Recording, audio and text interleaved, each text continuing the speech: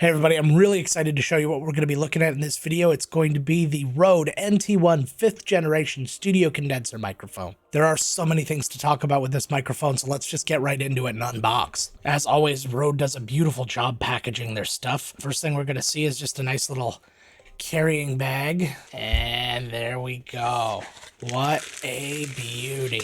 It is a beautiful feeling mic. It's nice and solid. It's got a good grill on it. It's not super heavy like the pod mic or anything like that, but it's still got a good weight to it. But this is the first thing I wanted to show you. So this says here, dual connect. So what that means is that this is an XLR microphone, and if you look in there, a USB microphone as well. They saved some space by putting the USB-C port directly inside here instead of off to the side. I think that's a really interesting choice to make because it's a lot cleaner. They can keep a thinner profile and not have anything sticking out of the sides or anywhere else on the microphone. Also in the box, you've got the pop filter and the shock mount, which is a really big chunky boy. It's very heavy, it's really nice, and it has a spot for the pop filter to connect directly to it. Next in the box, we got our cables and a nice sticker, and you have a nice USB-C to USB-C cable and a gorgeous red XLR cable. And it also came with this little blue ring, and I wasn't sure what it was, so I looked it up, and what it actually is kind of like a gasket for your XLR cable. If your cable's kind of loose when you're sticking it in, so all you'd do if you had a loose cable connection, you would actually just stick this into here and then connect the cable, and it would help seal the connection. And the last box,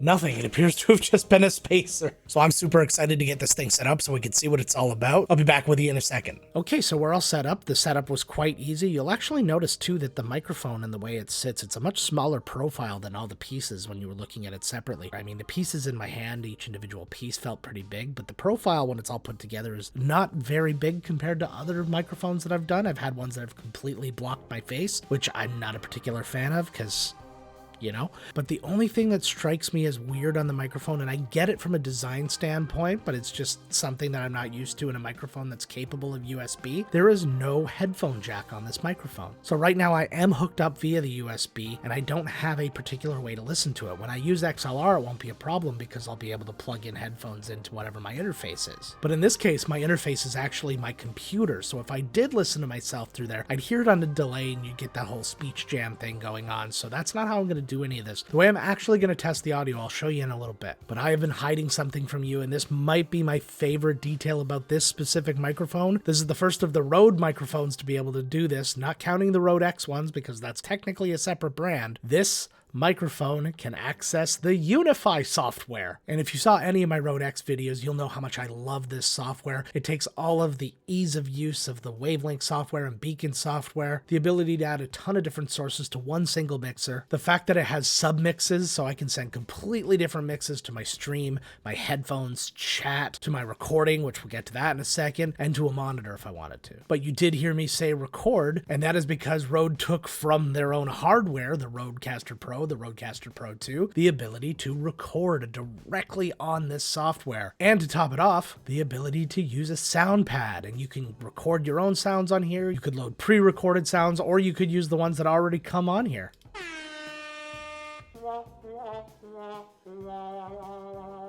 I'm not going to lie to you, I feel like I willed this software into existence. I go into great detail about that in my other videos. The only small change I would make is the ability to add external VSTs, but they have their own proprietary stuff, so that's still good. And even though I can't hear it, I'm sure you're probably hearing just the tiniest little bit of room noise right now, and that's because I actually plugged this in without setting up any of the processing at all on the software, just so you could hear what it would sound like directly out of the box. And I'm not going to say if maybe at some point I had the microphone backwards and maybe it didn't sound that good to me because I was like, what's happening? And then I realized, oh, you have to have that little gold dot that's sitting on the microphone facing you to talk into. That's something I've known for a really long time, and I just didn't pay attention this time. That didn't happen. So what I want to do now is actually take you through the process of, well, processing. Okay, so now we have a much bigger look at the software, and what we're going to do to actually access the processing menus is we're going to click on the microphone itself here. If you had multiple microphones, they would all be set up in individual channels. So we click on the microphone and it brings up this separate menu. So right now you can see I've added a little bit of gain to this. It was a little bit low on the gain in the first place, so I had to boost it up just a little bit, but that's okay. The first thing we're going to see down here is a high pass filter. We're sitting at 75 hertz right now, which was kind of defaulted. So what I'm going to do is I'm just going to turn on the 150 hertz, and just looking at my meters, I can tell that I've already made an improvement on that room noise without turning on anything else. Next here, we're looking at the compressor. So we're actually just going to activate everything here just by hitting the active button. So here is the compressor. I like my compression at a 4:1 ratio, so we're going to keep it at that. Everything else we're going to kind of keep it at. I was playing around with these settings before, so they're pretty much where I want them to be. I can make little adjustments here and there as I kind of go through my testing, which I'm going to show you in just a moment. Now we're going to go to the exciter. So what this is, the big bottom and the oral exciter, this is the Aphex proprietary like EQ essentially. This is all your bass and this is all your higher frequency, the presence in your voice, things like that. So if I turn that on, I can turn them on individually too if I want. Now I'm getting a bit of a bass boost. I'm getting a little bit of a high-end boost. And so it just adds a little bit more clarity and just a little bit more like, you know, voice to your voice. And then we've got the noise gate. We're going to activate this and you're going to see a visual representation of us talking and things like that. So I can now adjust the noise gate to cut out anything that's below my voice, but nothing that's above it. So I'm not cutting off if I go a little quiet for a second. You know, I can be a little, see where it dips under? That's where it's going to cut off. So I have to make sure that I'm not going to go under there. So right now I'm talking at pretty much the quietest I would talk at any given time. So I want to make sure that I'm not going to go below that. So I'm pretty happy with that, especially considering the fact that there's no other noises that are happening. So if I stop talking, and they shouldn't have been picking up because of the existence of the noise gate. So it's just going to keep that stuff down. It's going to keep any of the little low hums or anything like that down. If I've got my window open and a car drives by, you're not going to hear it, all that good stuff. Okay, so now I've made all these changes to the mic, but I want to actually hear what it sounds like because I can't right now because, again, no headphone jack. So what I'm going to do is I'm actually going to record my voice for a second, do a little bit of a test, then I'm going to listen back, and then I'll be able to hear where I want to maybe make some adjustments. So this is a test using Rhode's NT1 5th generation on Unify software. I'm talking and it sounds good, maybe, I don't know, you'll find out. And now I can just go into the recordings here, pop on the old cans, and then I can give it a listen real quick. All right, that sounded pretty good to me. And then while we're in here, we can actually see some of the other cool things that you can actually do. So you can select via platform if you are exporting a podcast or something like that, and it will automatically set up all of the settings that you need to match that platform specs. So this is what it's like for Anchor, and then if I go to iTunes, it's going to set it for that. And then all you got to do is hit export. So now what we're going to do is we're going to change our setup and we're going to move to the XLR version of the same microphone.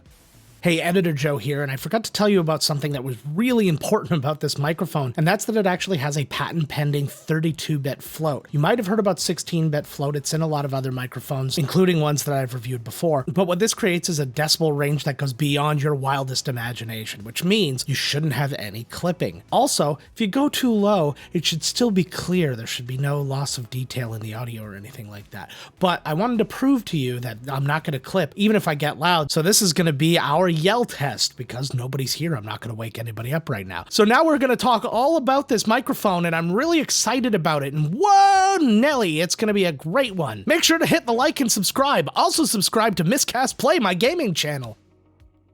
Okay, so now we're set up on the XLR system and we're actually hooked into our interface, which is a RØDECaster Pro II. Only made sense to go Rode with Rode, right? So the first thing I'm going to do, I'm going to go in and adjust some settings. I'm just going to hit the top button here, very similar to what we did in Unify. Now I've already set up my profile here, so there isn't a profile for this microphone specifically yet, but I suspect there will be sometime soon in an update. But for now, I use the profile for the NT1A. It does some certain things. It sets your gain at a certain level. It actually turned the phantom power on for me. So when I go back and set it to my pod mic for when I'm doing my podcasts, it'll actually go back to that. So now we're going to get into processing stuff. So I'm going to jump in here. And now I'm going to look and see that we've got, this is our high pass filter again, and it is currently activated. So what I'm going to do, we're going to do the same thing that we did before because we had 150 hertz high pass filter and this one's still set to 70. So I'm going to click on that and then just adjust it to get us to 150 or close enough. Next, we're going to go into the de-esser, which is a really good one. So this is something that I have a lot of problems with on a lot of microphones that I do is I get a lot of sibilance. It's hard for me to get rid of it, and some of the post-production things, they get rid of it a little bit, but not enough. This one will actually bake one in for you. You can set the threshold where if it's getting too high, you'll see actually when it dips, you can see the dip there. We can change where that frequency is by going here. You see I go back and forth.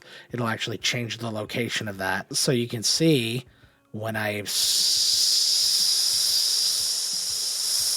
So so you can see when it actually is doing its job. Ratio, I'm just going to change to a 4.0 because I like everything to be 4:1 ratio for whatever reason. Okay, so here's my noise gate. It looks very similar to the one that we were working with before, right? So we just want to do the same thing that we did before. We're going to pick our different things and we're going to just change them a little bit. I don't want them to be too crazy. Release, and we set it like that. Now if I want to set my actual threshold, we can move that up or down. Honestly, I think this is probably sufficient. And then if I go to my next thing, we're going to go to the compressor again. You can see everything's pretty much set up for the way I usually like it. So now we have a proper equalizer this time. You do have the big bottom and oral exciter here, but now you can actually do very specific things with the microphone. So these are actually the presets that are done based on the profile that we selected. And if I make big changes, I can hear them as I'm making them, so I can hear it goes down all weird. It's not going to be perfect because when you're talking, you can also kind of like hear yourself through just like your jawbone and things like that. So what you need to do is, I always like to record and then listen back a little bit later, but this is a good jumping off point for us. So we give ourselves that little California smile or the golden arches or whatever you want to call it. And I'm pretty happy overall with that, what that's sounding like. So now here's the big bottom and the oral exciter like we were talking about before. I'm not going to mess around with this too much. I'm just going to maybe change the tune a little bit here. And then maybe just, I don't need a lot extra bass in here. My voice isn't particularly bassy, so it feels kind of fake when you do that. Okay, and then you've got your panning, so I can actually pan each individual microphone to a different side, so I can go all the way to your left or I can go all the way to your right. That would be crazy, but no, it's good if you're doing some kind of like binaural podcast or something like that, so you want the two people yakking in either ear. And that takes us back to the beginning. So now we go back here and then I can just adjust as I see fit. And now I'm very happy with how this is sounding. So I think it's time we can just do a victory lap now and do our usual test phrases and then get into our conclusions. The small pup, not a hole in the sock. The fish twisted and turned on the bent hook, pressed the pants and sew a button on the vest. The swan dive was far short of perfect. The beauty of the view stunned the young boy. There's snow plowing outside and wrecking my victory lap. Oh, it's okay. I can wait. It's only 1 o'clock in the morning. But forget about them. What do you guys think? You are the judge and jury of this. What do you think about the sound of this mic? I think it sounds absolutely fantastic. Rode has done it yet again. While I absolutely love the Rode NT USB Plus for everything it did for my voice, I love what this one's doing for my voice as well. The added bonus of this microphone being an XLR and USB microphone is just out of this world for me. Honestly, if I'm going to use this at my setup, and I might just, I'm not ruling that out, I think I would probably use the USB version just because my interfaces are actually quite big, and having the extra things on the desk, I don't necessarily want that. Having it hooked directly into my computer and using the Unify software, which is just fantastic, is just a no-brainer for me. But if I'm going to do more voiceover stuff like I did when I did that voice acting job that one time, then I'll probably go all in and set up my setup like this. The inability to plug a microphone into this is the only knock on this microphone whatsoever. I would probably give it a perfect score, and I do even understand why it doesn't have a microphone jack in the first place. But that being said, I still want to play the spoiled child and just say, I want one. If you've made it this far, you probably enjoyed the video, so make sure you go down and you hit the like and subscribe, hit the bell so you know when I have new videos coming out. Then scroll down just a little bit further and throw in the comments something about this microphone. Would you use this as an XLR or a USB microphone? Did you have a preference in sound one way or the other? And if you have no opinions like that, just tell me what your favorite TV show is you're watching now. I can binge something. And while I've got you here, you might as well try to keep you here. Here's a couple more Rode reviews that you can check out. You can compare the sound difference between this and the NT USB Plus, and you can also see what's going on with the Rode X line. But until next time, my friends, let's get to work.